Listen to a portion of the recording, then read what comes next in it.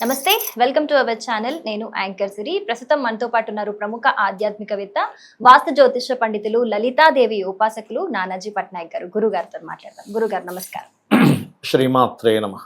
గురుగారు, కనకధార స్తోత్రం ఎన్ని ఆర్థిక ఇబ్బందులు ఎదుర్కొంటున్నా, ఎంత ఇబ్బంది ఉన్నా కూడా కనకధార స్తోత్రం రోజు పఠిస్తే గనక భక్తితోని వాళ్ళకి ఖచ్చితంగా జీవితంలో వృద్ధి ఉంటుంది, వాళ్ళకి ఫైనాన్షియల్ గా సెట్ అయిపోతుంది అని చెప్పేసి చాలా మంది కూడా అనుభవం పొందిన వాళ్ళు కూడా చెప్పారు ఇది.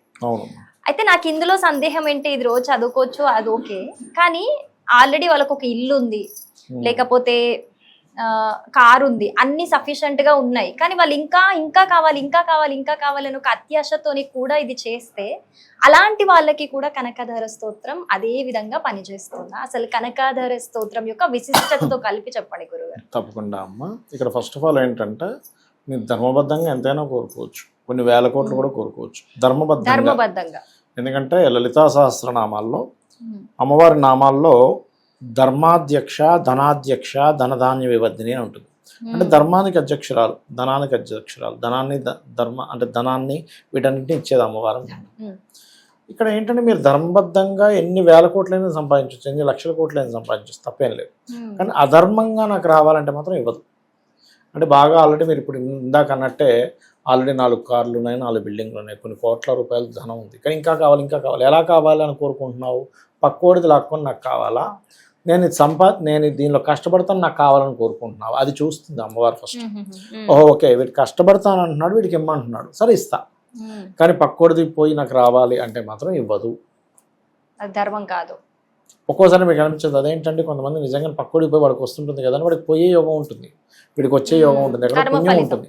ఎందుకంటే మీకు కనకధార స్తోత్రం ఆదిశంకరాచార్యులు వారు 8 వయసులో 8-9 వయసులో భిక్షాటన చేస్తూ ఉండగా ఒక ఇంటికి వెళ్ళి అడిగినప్పుడు ఆ ఇంట్లో ఉండేటువంటి ఒక స్త్రీమూర్తి రాగానే ఒక ఉసిరికాయ ఇచ్చింది.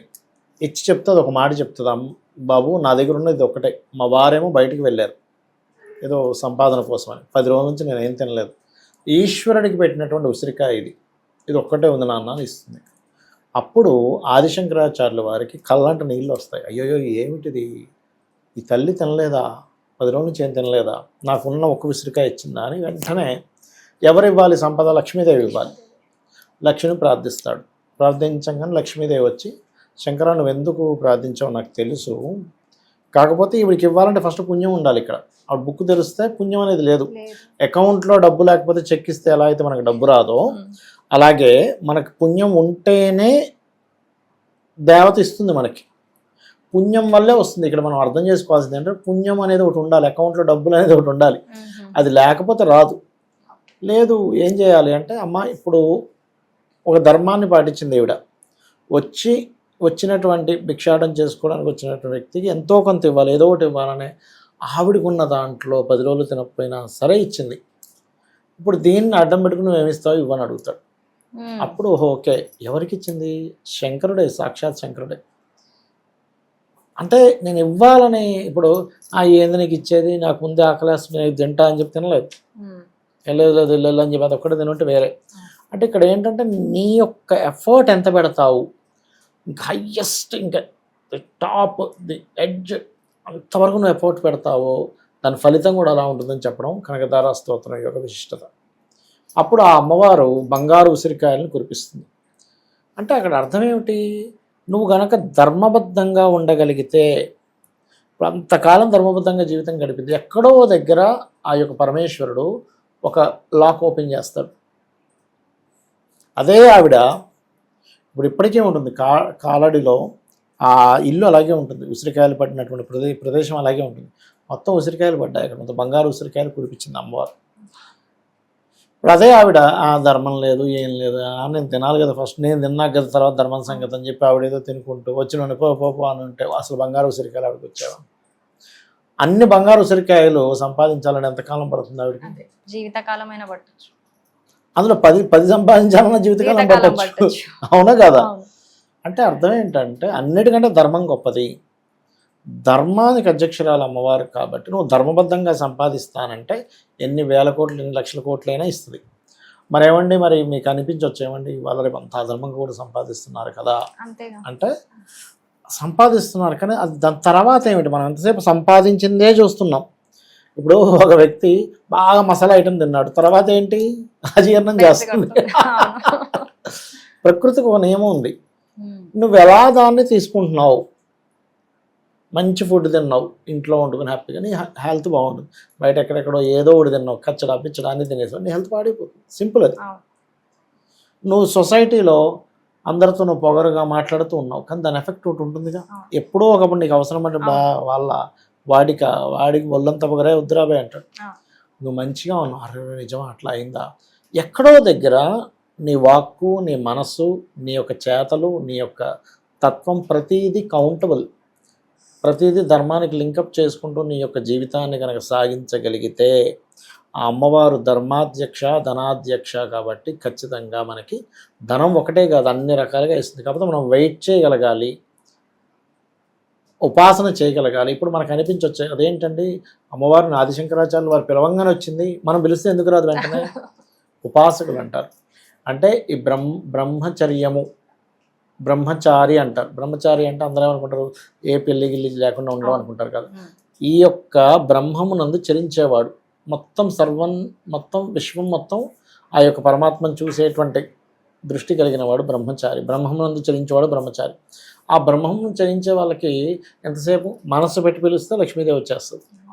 అలా నువ్వు మనసు పెట్టి పిలిస్తే లక్ష్మీదేవి వస్తుందా, అంత స్టేజ్కి నువ్వు ఎప్పుడు వెళ్ళాలంటే దాన్ని రోజు నిరంతరం చేయాలి. శాస్త్రంలో ఒకటి ఉంటుంది ఏంటంటే, ఎప్పుడు నాకు అవసరం వచ్చినప్పుడు కావాలంటే కుదరవు. నువ్వు రోజు అంటే ఎగ్జాంపుల్, ఒక మంచి వ్యక్తితో ఒక ఫ్రెండ్షిప్ ఉంది, రోజు ఆ వ్యక్తితో ఫ్రెండ్షిప్ గడిచినప్పుడు ఏదైనా సహాయం ఆయనకి కావాలని నువ్వు చేస్తావు, నీకు కావాలని ఆయన చేస్తాడు. ఎప్పుడో సడన్గా వెళ్ళిపోయి మన ఇద్దరం ఫ్రెండ్స్ అండి నాకు హెల్ప్ చేయండి అని వెళ్ళి, ఇదేమిట్రా నువ్వు ఎవడురా ఇప్పుడు ఫ్రెండ్ అంటున్నావు, ఇప్పుడు సహాయం అంటున్నావు. కాబట్టి నిత్య దేవతారాధన చేసే వాళ్ళకి పలుకుతుంది అమ్మవారు. ఎప్పుడో ఒకసారి వెళ్ళిపోయాను, అదేదో పుణ్యం ఉంటే వస్తుంది, అలా రాదు. మరి ఆర్థిక కష్టాలతో ఇబ్బందులు పడుతున్న వారు ఈ కనకధార స్తోత్రాన్ని రోజు ఏ విధంగా పఠిస్తే మంచి వృద్ధి ఉంటుందంటారు? ఒకటేనమ్మా గుర్తుపెట్టుకోండి, పఠించడము అంటే దాని అర్థం ఏంటంటే ఆ అమ్మవారిని కీర్తించడము. ఫస్ట్ అసలు అక్కడ అమ్మవారు ఉంది అనేది నీ మైండ్లో ఎంతవరకు ఉంది, సందేహం. మనం చెప్పేది పలుకుతుందో లేదో, మనం చెప్పేది వింటుందో లేదో, నిజంగానే ఉందంటావా, అసలు చేస్తే ఉంటుందంటావా, అసలు భగవంతుడు ఉన్నాడా, చాలా సందేహాలు. ఉన్నాడు, 100% ఉన్నాడు. ఎందుకంటే ఉన్నాడనడానికి మన విశ్వంలో చూడండి ఎన్ని ఉన్నాయి, అసలు అవి ఎట్లా తయారవుతున్నాయి, ఎట్లా క్రియేట్ అవుతున్నాయి, ఎట్లా విచ్చుకుంటున్నాయి. పుష్పాలు కావచ్చు, జంతువులు కావచ్చు, పురుగులు కావచ్చు, ఒక చిన్న చీమలాగా ఉంటుంది, క్రిమిలాగా, దానికి కాళ్ళు, చేతులు, ముక్కు, నోరు అన్నీ వేసుకొని తిరుగుతుంది. అది ఎవడు క్రియేట్ చేశాడు? మనం తిన్న ప్రతి ఫుడ్ కూడా మీరు భుజించు భక్ష్య భోక్ష లేక్ష్య పదార్థాలను జీర్ణం చేస్తున్నా అంటాడు శ్రీకృష్ణ పరమాత్మ. మనం ఏమి తిన్నా కూడా అది రక్తంగా మారుతుంది, మలంగా మారుతుంది, వైటమిన్స్గా మారుతుంది. అలాంటి మిషన్ ఇప్పటిదాకా ఏముందా? నువ్వేం తిన్నా తయారవుతుంది. నువ్వు మిరపకాయ బజ్జీ తిన్నా రక్తంగా తయారవుతుంది, నువ్వు ఆలు బోండా తిన్నా రక్తంగా తయారవుతుంది, నువ్వు బిర్యానీ తిన్నా ఏమిటి ఆ సిస్టమ్ ఏమిటి? అదే మిరాకిల్. మనం మామూలుగా మన దగ్గర ఉన్న యంత్రాలు ఏంటి, చెరుకు పెడితే చెరుకు రసం వస్తుంది, కానీ చెరుకు పెడితే ఏ ఐటెం పెట్టినా ఒకేలా రాదు. అంటే ఒక పరమాత్మ లోపల ఉండి అన్నీ చేస్తున్నాడని లలిత సహస్రనామాల్లో ఉంది, ప్రతి దాంట్లోనే ఉంటుంది.